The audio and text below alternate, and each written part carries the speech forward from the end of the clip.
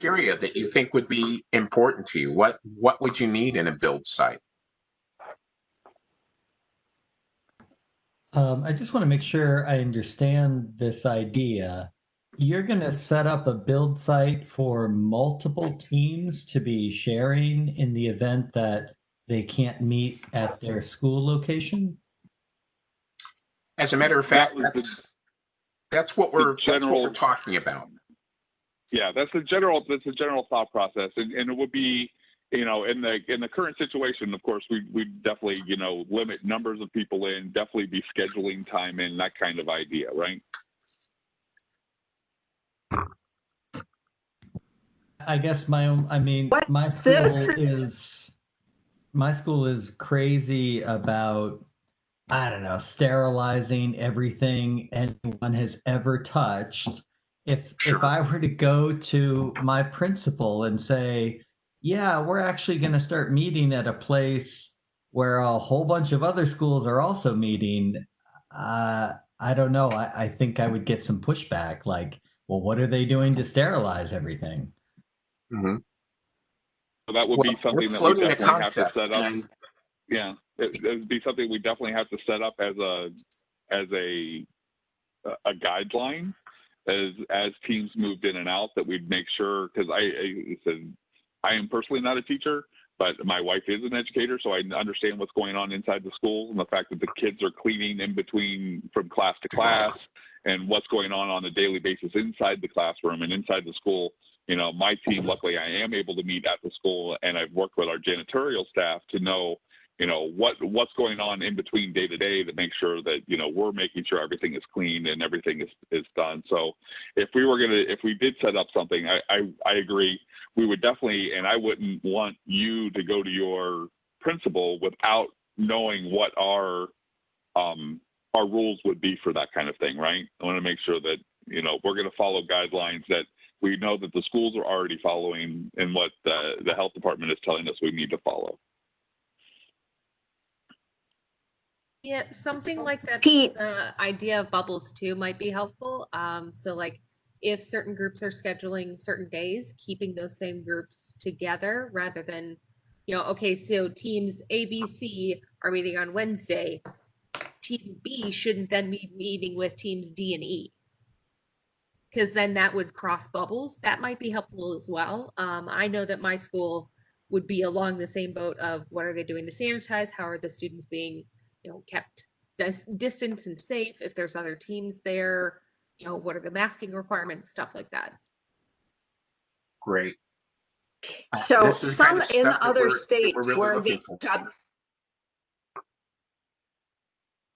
hubs exist, and they're not so much, well, some of them are very concentrated on build. Others of them are not. They're more practice sites. They're literally only allowing one team in a day. So the in, and it cleans its way out. And the team is what's defined as allowable by the school, their own school or organization. The idea with the is it's not just for this year. Matter of fact, the possibility that we don't get it up running this year is very possible. It's more, would these be useful to have in the long term? Absolutely. Yeah, I think especially somewhere that's got fabrication facilities, because that's always a challenge for folks. What we are fortunate that we managed to find a makerspace down in Cincinnati that's willing to work with some of our kids for this year, but we lost the one that we had been working with for 8 years before that on multiple teams. So that's, I think, going to be a real challenge this year, is just fabrication, laser cutters and machine shop sorts of things. Let me step in there a little bit about the machine shop side. The issue you'll run into with that is liability of the industrial equipment that we use. Everybody should be trained on that piece of equipment. You can't just have a team walk in and start using something that they're unfamiliar with. Hand tools are fairly universal.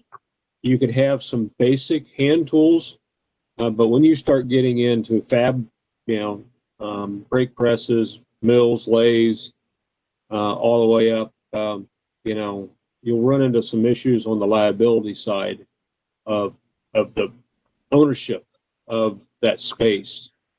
That'll be a big hurdle you'll have to jump in. And John might have a better idea on the liability insurance issues on that. Thanks, Mike. That's very useful. It might be a good idea to have someone who is associated with that facility, who has that training, who can lead others or work with others or guide others who are working with that. But again, that's somebody that's there, and we'll have to follow up on the liability. Other thoughts? Other maker spaces that currently exist have those people do the training, have the liability, have paperwork you fill out to sign off on. I took my team to the local makerspace last year, and they went through and showed us the machinery there, and we got trained on some of it. So we might want to look at some of the makerspaces that are around, especially like libraries and colleges, that might be able to be big enough to handle maybe more than one team. I know up in Cleveland, Case Western Reserve has a huge makerspace. I haven't seen the new one. I saw the old one. But it's extraordinary. You're talking about the Sears Think Box, and that's an extraordinary right. space. And I was going to mention either that or partnering with the College of Engineering in CSU. They just got a new building. I don't know about like extra space. I'm sure they didn't necessarily plan extra space, but I know they have a number of different pieces of equipment and things like that, and that could give their college students experience as well. Good. I'm taking some notes, and I want to make sure I didn't miss anything. So let's take a quick break and let me summarize what we discussed so far. In the event that you were to lose your build space, would you be interested in using a remote build space? It sounds like some of you are, but there are some caveats.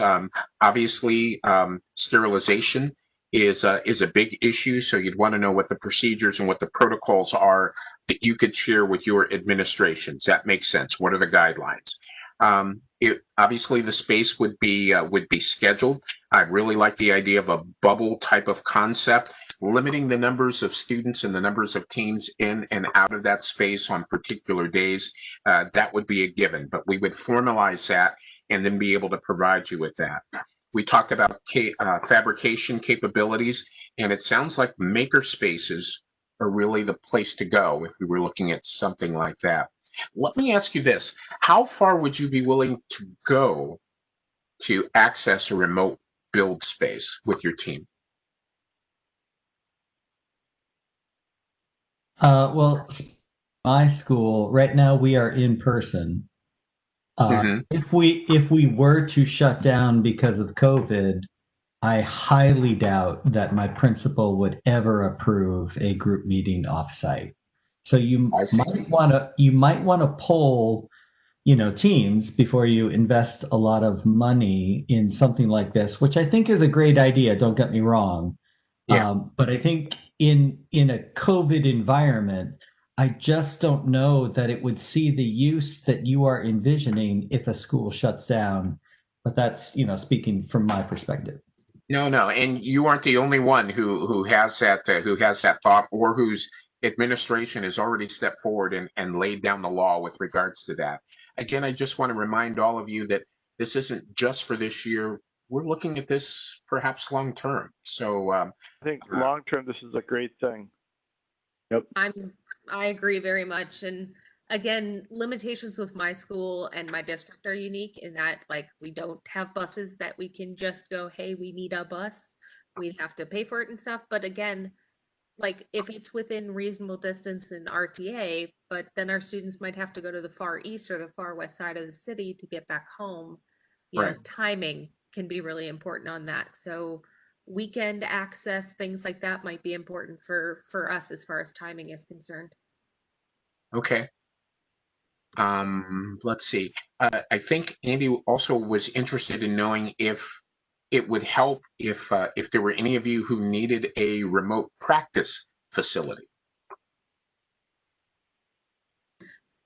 Anybody interested in that. A remote location where you could go with your team and practice that had some of the hardware already set up for the game that you would be able to go to. Centralized location again that you would schedule to get in and get out of, and have a certain time that your team would be there with your robot to practice. A practice field.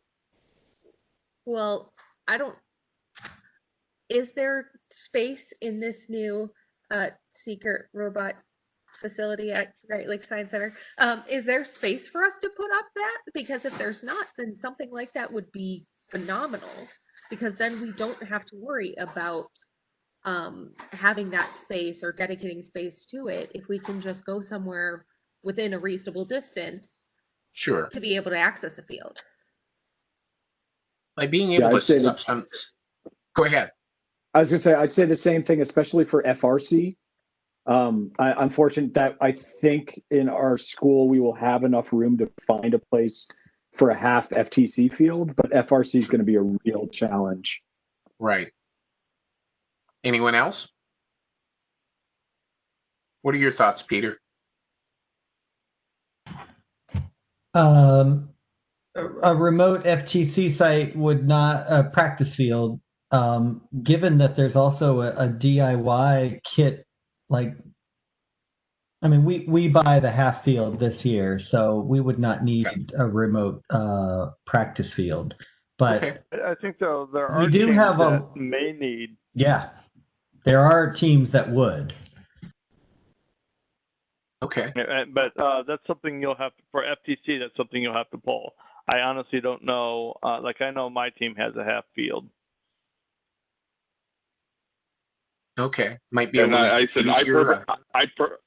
I purposely bought a full field just so that I would have something available for teams to be able to, you know, if need be, I can get teams pieces, parts so they can be able to do what they need to do. And with us going remote play for FTC, being able to access that half field for play this year, I think is going to be very important, right? So that's why and not everybody, it's like when I first started, you know, I would just buy the essential game elements just so we didn't actually have the practice field. So this year, I think that's one of the things that definitely need to talk to the FTC coaches about this year and see whether it's something that a location for them to come to, or even possibly if they have room, letting them borrow something that's already existing.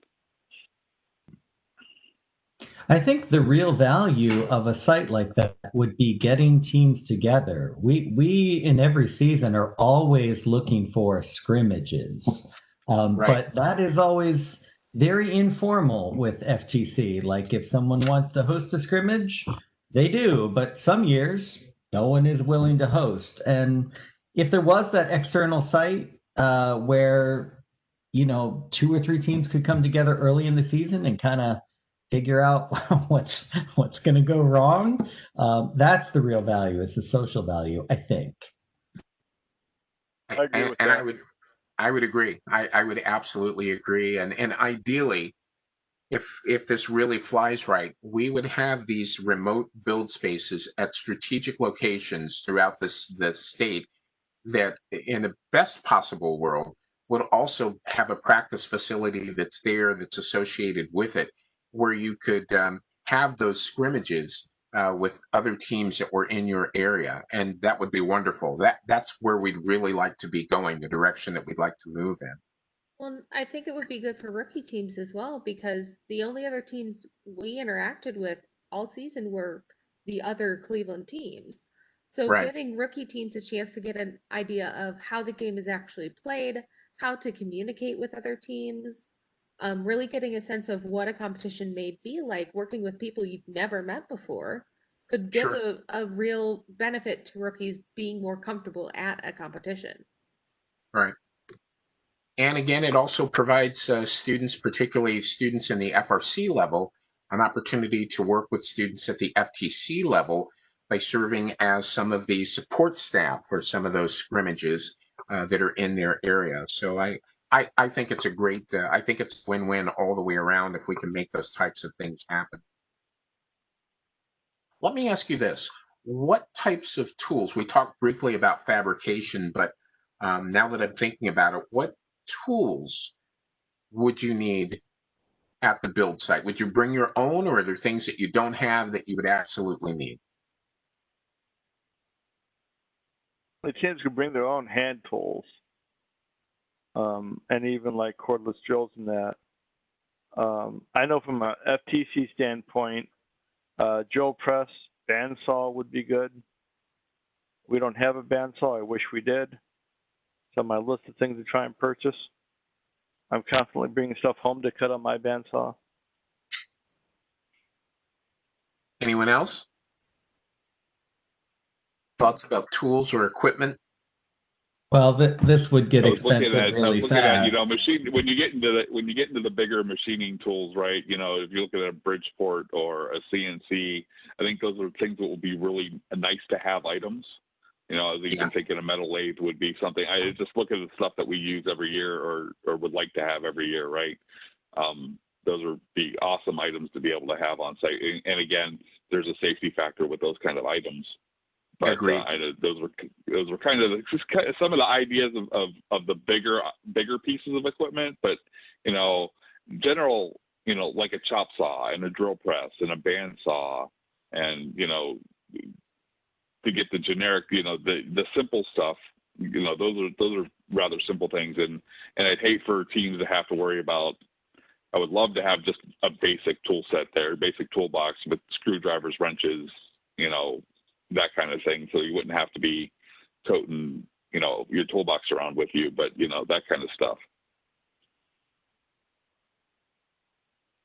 Really nice thing about the maker spaces, even if the kids couldn't use some of the equipment because of liability issues, if some of the makers were there and the students were able to present them with what they need. In a lot of folks in some of the schools that I worked with in other areas, they're like even at the universities, they're looking for things that the university students can make so they can learn to use the equipment if they haven't done it before. And it actually gives them a deliverable. So I was going to say, this stuff was stuff that my 17-year-old cut at Hive 13 down in Cincinnati on a laser cutter.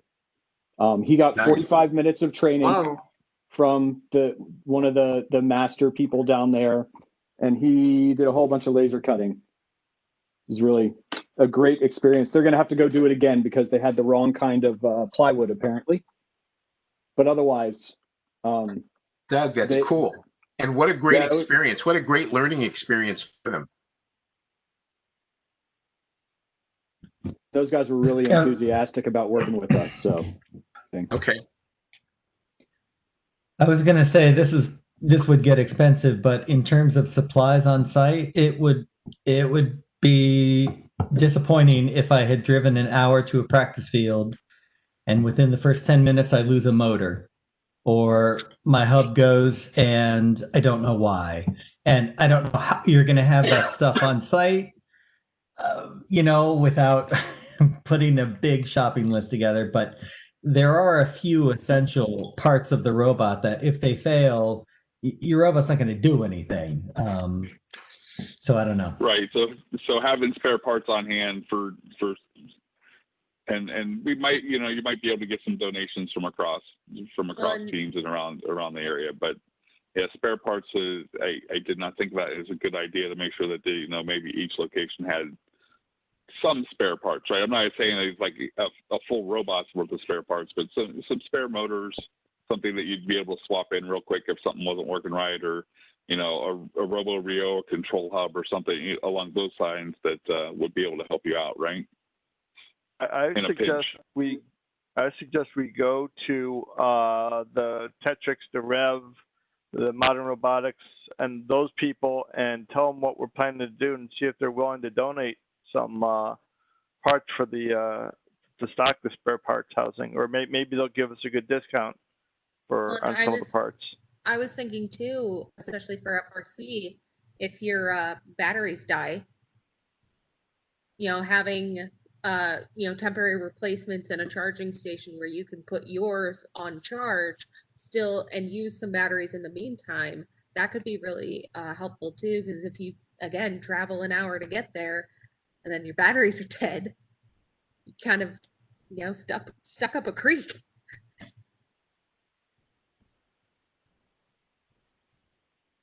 Yeah, because I was banking that I couldn't get anybody to drive more than an hour to get to any one location was pretty much my.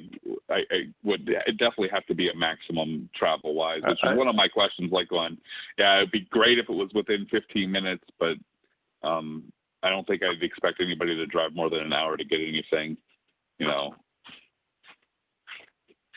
But to make sure that you had.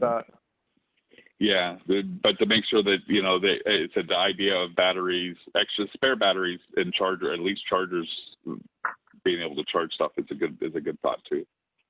Yeah. So it sounds like we've got some great criteria of what we'd be looking for in a build hub. Let me ask you this: what part of the state should our build hubs be established? Well, I think in the Cleveland area, 3 or 4 qualifiers alone, like I would think Cleveland for sure.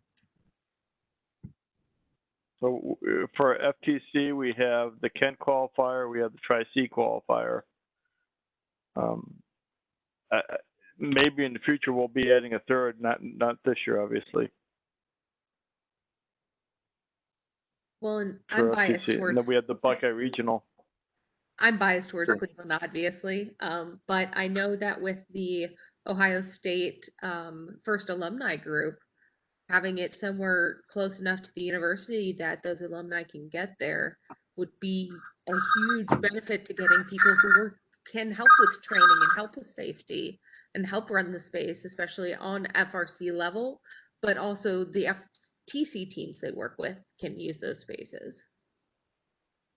And in the past, the Case Western Reserve robotics teams have helped out FRC, FTC, and FLL. So that could be a resource as well. So, if you're looking for different alumni groups in different colleges, that can certainly be a good thing. Yeah, both Case and CSU have first alumni groups. I know CSU's is smaller, but they both have groups. But I think they would also be willing to work together if there was a dedicated space. Okay. So it sounds like we're looking for something in the northeastern part of the state. What about the central locations? Do we have anybody here that's centrally located in Ohio? I know we had Tyler's been chatting me up in the chat about possibly, like the Path Foundation in Columbus, which is right near Ohio State's campus, would probably be a good location Columbus wise. That's a beautiful maker space that's here as well. It's not too terribly far away from OSU. It's centrally located, and there are a great number of teams that are in that area as well. I know we've got a number of teams in the Dayton area and the Cincinnati area. Yep. And I know that they are planning on opening the Paul George Center. That sounds like our ideal type of space. Would be in that area, a multi-use space that multiple teams would be able to access and utilize. Is there any other place, maybe the Toledo area, that we should consider as well? Thoughts? Well, I'm just going to play devil's advocate here and say, don't do it in areas that have a lot of teams clustered. And here I'm just making this up as I go, so I'm obviously biased to Cleveland. But what are these spaces for? Are they for teams that don't have the resources to have a field, that don't have the resources to have this equipment? Because if you have a lot of teams in the Cleveland area, they can maybe share. They can, we already have that beautiful maker space down at Case Western. Maybe we should be looking more in Southeast Ohio, where you might have a bunch of rookie teams who have nothing. So that's just a thought. Nope, it's a great thought. We're trying to figure out where we should have these items for those teams that end up losing their space. And by the way, that doesn't preclude somebody. If you've got a great space, you've got access to it, and you're willing to share it with other folks, and you think it's going to be extraordinary, shoot, let us know. That's a big plus, and that's something that to definitely consider and to think about as well. I'd love to see 5 or 6. Go ahead. Question, how many teams, FTC or FRC, are currently using Case Western? Or even aware of it? We are aware of it, and we have used it once or twice in the past. They have some great 3D printers, and we've used those. But I don't know that data at all. I've heard about it before, but I had no idea that they worked with FIRST or FRC. We've never heard from them or worked with them. But we were brokies last year, so we were just trying to get started, let alone anything else. So right.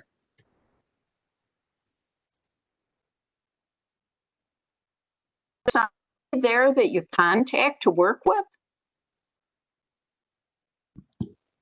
We just you have to go down and get trained on the equipment that you want to use. So we took 2 or 3 of our team members down there and did that. And then after that, I think they got, did they get a card or something? They got registered. And then they went down a couple of more times on their own. It's a resource available not just to FIRST, but to anyone in the Cleveland area, as far as I know, education-wise. Do you act like if Danielle wanted to get hold of them to talk to them about space or any of the 5 inner city Cleveland teams? I can find that contact. They're not. The person I spoke to probably isn't there anymore, but I can definitely hook her up. Well, and I know at least somebody. I'm forgetting his name off the top of my head, but he works with a group. He's a professor at Case Western, and he does this program for giving funds to inner city schools for science and engineering fairs. Because I do a science and engineering fair every year. This year, not so much because COVID, but we get about $750 to $900 every year to be able to get materials for students. I could ask him as well. I've been in contact with him for the last couple of years, so that may also be helpful. And I'm gonna save the information that people are putting in the chat. So thank you guys. Cool.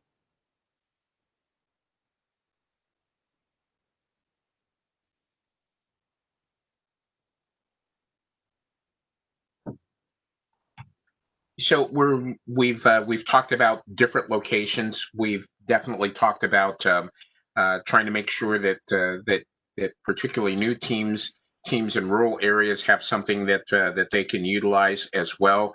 Maybe we need to also consider having some kind of mobile build center that would provide some of the equipment, provided there was a place once they got there to set those things up. That might be something for us to consider too. Any other thoughts or ideas? Well, along with the mobile idea there, John Dar, that would be a great resource for our regionals then. If we have equipment already on trailers that can haul around, then rather than trying to beg, borrow, and steal what we can for regionals and any off-season events and stuff too.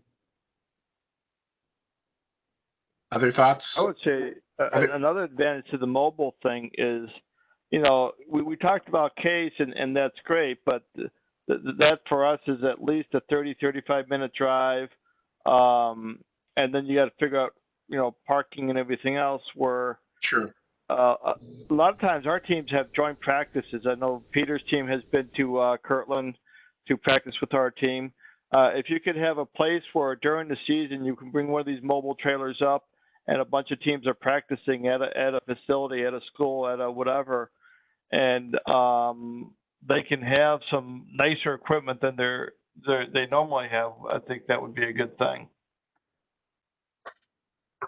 And of course, somebody to staff it who would be trained and be able to help the students, and that would mitigate the safety issues. Well, I know that Andy is going to be sending out the survey to you. He's already made some modifications to the questions that I shared with you, and we want to make sure that that you have an opportunity to add some of the things that we talked about, either that we talked about tonight or things that that occur to you after our virtual roundtable meeting is over. If you have some other ideas or other concerns that you think definitely need to be considered, please, by all means, make sure that you add those items to it. We'll get those back. We'll tabulate some of those results. We will share the results of those surveys with everybody, and we'll talk about moving forward.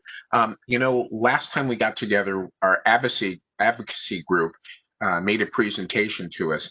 And some of the things that we have in mind are definitely things that we can ask them to advocate for to Ohio lawmakers to see if we can find some support so that we can help set these items up, get the materials that we need, additional support for teams across all the programs across the state.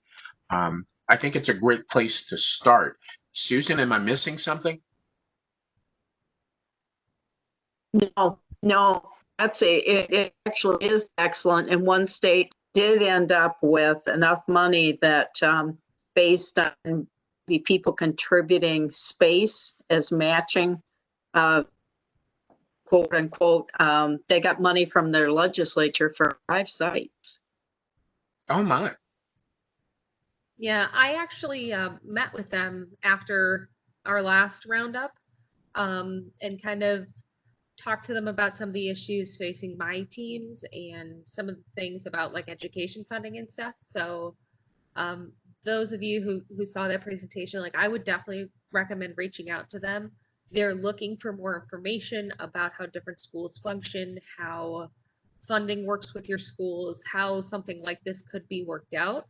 But this could potentially work around those problems if it's an outside space rather than giving it directly to the schools or the teams. That could be a workaround that could simplify that process. So that definitely seems like something that could help, but I also am limited to my knowledge about my situation rather than everybody else's. Right.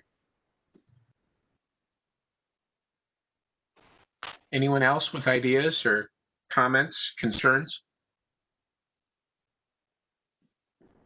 Matt, you've been awful quiet.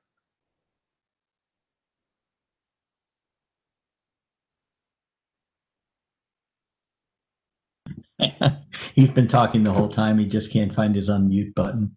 That's all right. There we go. All right, Matt, I'm right there, man.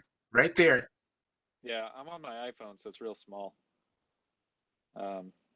Yeah, I appreciate hanging here. You are. All right. Yeah, I appreciate hanging out with you guys. Jimmy invited. I showed up. I'm still really new at this, so not too many things to say. Something that jumped to mind with the mobile, which I think is really exciting, logistics of power. If you have some bigger equipment in there, 240 might be needed. How do you do that for remote sites?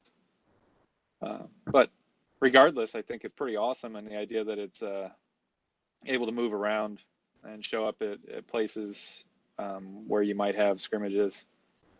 I played football in high school, so scrimmages were always fun. I also played a lot of basketball, and scrimmages were fun. So the idea of bringing that in, if there were places, so on the physical location, to have places that robots could go to compete in scrimmages, that sounds really amazing to me. That's obviously not a mobile thing, although that would be pretty cool, a transforming trailer that actually just the sides drop down and there's a half court. That'd be pretty fun. Well, if there's some components, especially with FTC, that are easy to set up and to operate on, then or FTC rather, then perhaps there are some things that we can do and think about, and all of that becomes part of the criteria for whatever the spaces are that become available. So if we do have something that's mobile, we'll still need to meet certain criteria in order to be able to get in and get out and those types of things, or for that matter, for a permanent installation. The more we talk about it, the more I think if we can make it happen, maker spaces might be the way to go. That's got everything that we need, plus training that would be available, and that might be interesting. And that's worth a few phone calls around the area. In fact, if you have a maker space in your area, use the chat. Let us know where it is. So that we can begin making those contacts. Or better yet, if you know of somebody that's there, reach out yourself, get that contact information, then reach back to one of your senior mentors. Let them know, and then Ohio First will pick up the ball and see if we can uh, do a tour, make those connections, and make something happen. We'll see. Few minutes left to a few minutes that are left there. And since we do have a few minutes, I just want to take a moment and remind you that we really are looking for your help with these and other meetings. I hope that this meeting has been helpful for you. It's certainly been informative for us, gave us some things to think about. It gave us a chance to share with you what we thought might be interesting or might be important. But there were a few things that you brought up to our attention that I didn't have on my list. I'll be the first one to tell you. So I've made some notes, and those are things that we'll add to the criteria, because we know that it's great if we come up with these ideas, but you still got to sell it to your students and to your administration, to your parents, and to your other mentors. So we'll try to do some of those things. But getting back to those questions that I asked initially when we got started, we could really use your help in putting together this program and our other program as well, the FTC FRC Virtual Roundup. These are your shows, and our goal is to make sure that the content is both relevant and useful for all of the viewers. And we really do want to hear from you. So we want to know what you want to know more about. We want to know what you think your team needs to know more about. And then if you do know, we want to know who would be willing to help us to present on that or other subjects. So we want to hear from you. Please take a moment. If you haven't already, post some of those ideas in the chat along with your contact information. Or if you prefer, you can contact your first senior mentors and let them know, and we'll try to pick up the slack and go from there. And speaking of which, we do have an FRC FTC virtual roundup that's coming up next Thursday at 8 o'clock. So mentors, please don't miss that opportunity. Make sure that you talk to your teams if you're in contact with your teams, and let them know that they can tune in for that. We host that on the fourth Thursday of every month, and again, there'll be some first updates. We like to incorporate engaging student-led team presentations. So if your team would like to present on a particular topic, a topic like CAD or scouting or equipment operation, programming, how to approach sponsors, all of those are great things. But we think that it's best if students hear from their peers. So if you have members of your team that would be willing to make a short presentation, 10, maybe 15 minutes top, try to keep it closer to 10. We'd love to incorporate those in these upcoming meetings. Again, our goal is to make them informative, including tips and techniques to be the best that they can possibly be. All of that, plus we include trivia, lots of fun. Make sure that you mark your calendar. That's going to be on the 24th. That's next Thursday, 8 p.m. That's the FRC FTC Virtual Roundup. This meeting, the Mentors Roundtable, we host on the third Thursday of every month, And that being said, our next Mentors Roundtable meeting will be on October 15th. Again, that'll be 8 p.m. Make sure you mark your calendar for that as well. Andy, am I missing anything? No, I think that's it. I said, yeah, I don't have the link out for next week's meeting yet, but I will get that out tomorrow. I got to get the meeting set up, and I'll get an invite out to all the teams so that that's available. Please let me know what if your teams are interested in presenting something. Please let me know so we can get it into the schedule. So I said I'm not asking for a ton of time. I'm talking 15 to 20 minutes, maybe max. I'm not asking for an hour's worth of time. So if your teams have something they want to present or just get out there and give them an opportunity to talk, that would be awesome. So please get with me and let me know. Andy, I don't know if you have it on your agenda yet, but the Ohio First Advocacy Conference Planning Committee will present during that meeting. Right. Now you guys are my number one. I already got you guys on my list for next week because I pushed you guys off last month because you guys were the only ones I had on the meeting. So worst case scenario, we're going to get it in this month and we'll get you guys out there just so we can get more people involved with your advocacy group. And get you guys going. It looks like you guys are starting to getting the ball rolling, so that's good to see. Derek, as soon as we've tabulated some of the results of that survey, we will share them with you and the other members of the committee, and see if you guys can begin putting together some policies and some items that you can then go out and speak to Ohio lawmakers on. So that's going to be perfect. Thank you as always for being here, and we're glad to have you as an advocate for us. Absolutely. Well, folks, that's most of what I had on our agenda for this evening. Is there anything that you would like to talk about that you'd like to share with us? I threw something in the chat, but I'll repeat it. How are folks dealing with school districts just shutting down extracurriculars because of COVID? I'm down here in Cincinnati. Our school started late to begin with. This is our second week of school as it is. And at the moment, extracurriculars are totally shut down other than Ohio School Athletic Association recognized sports and a couple of other things. We actually gave a presentation to the superintendent of schools on Wednesday, and I think we're going to get some good news tomorrow about being able to resume. But I'm just curious how people are dealing with that. Are other folks struggling? Because we don't even know if we have permission to have teams and have a season. And that's where we are as well, is we've currently been told no. I don't even know if any of our sports are operational. I'm pretty sure they're not, even despite Ohio's kind of ruling on that. I don't know that any of our sports are up and running. My school doesn't have any, so it doesn't matter really for us. But we're trying to get some of our clubs running virtually, but it's not the same thing, especially with robotics. But we're in the case that if this continues, I don't know if we're allowed to meet. I don't know if we can have the season if we're still in this situation where we're 100% virtual, which I worry that that's going to be the situation. At our school, we had to develop a plan that had to be run past the principals and the superintendent, and they went past the Department of Health. So before we're allowed to meet. So the FTC team hasn't gotten our plan approved. FL finally got their plan approved this week, and so they met tonight for the first time.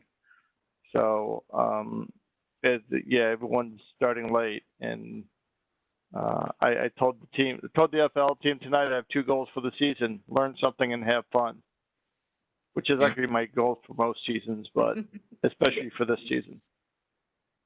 Right. Yeah, because I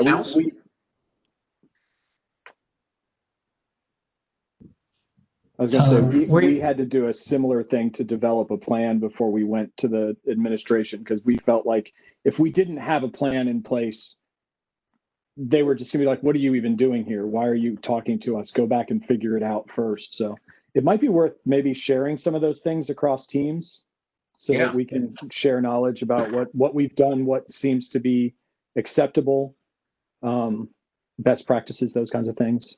Well, and I know for us in Cleveland, our district is so big, even with just our 5 teams, that's 5 administration teams, then 5 groups of parents, and then we try to get up to our different, I'm forgetting what it's called, but we have different networks. That's what it's called. We have to then get into our networks.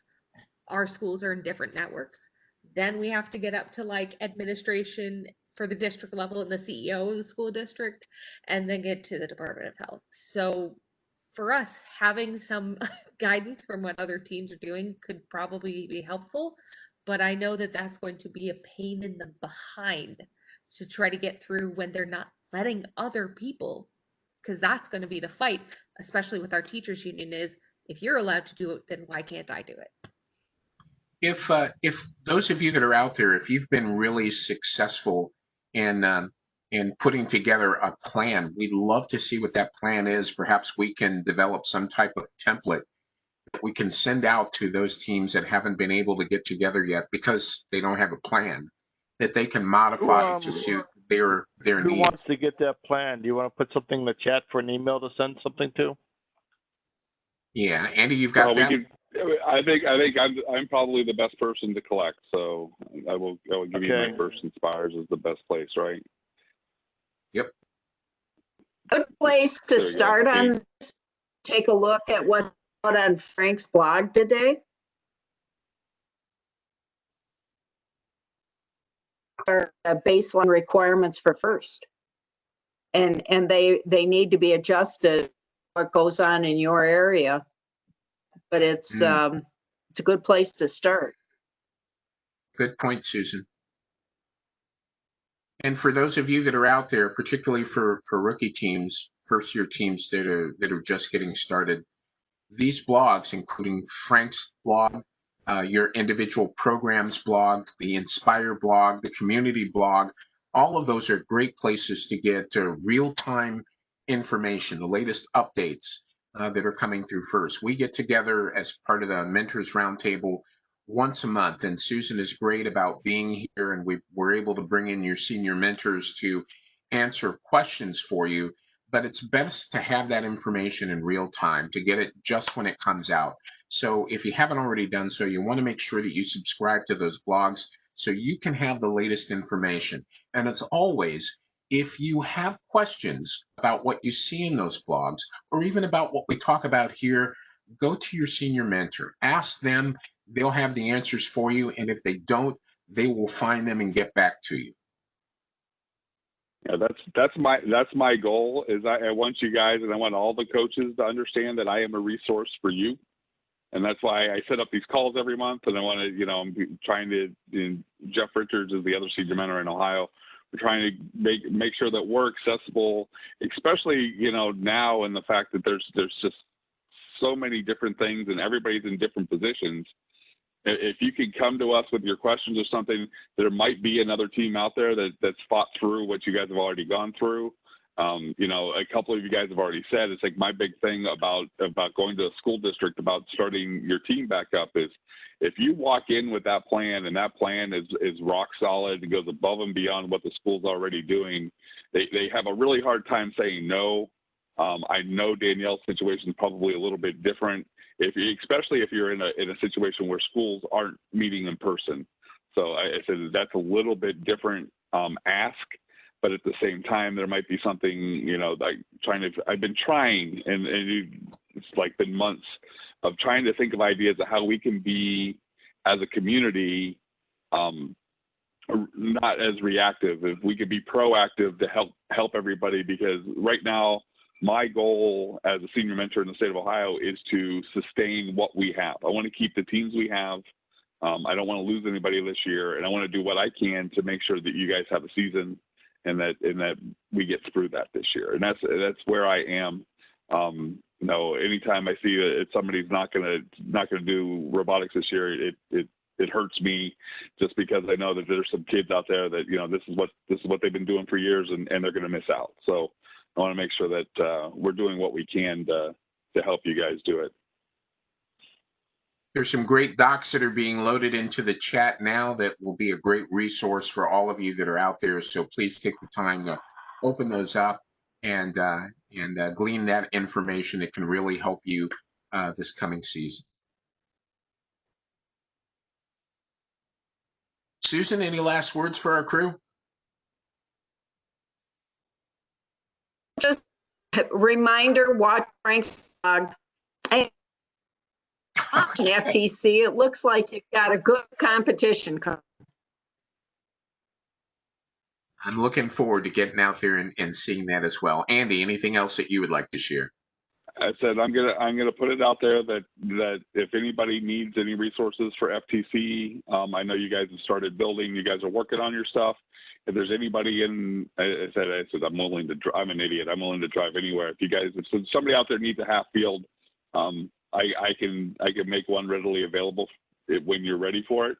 If you guys need it, I can. My team purchased it just to help teams out. I could not bring myself to actually have my FTC teams compete. So my kids who would be doing FTC are doing FRC this year.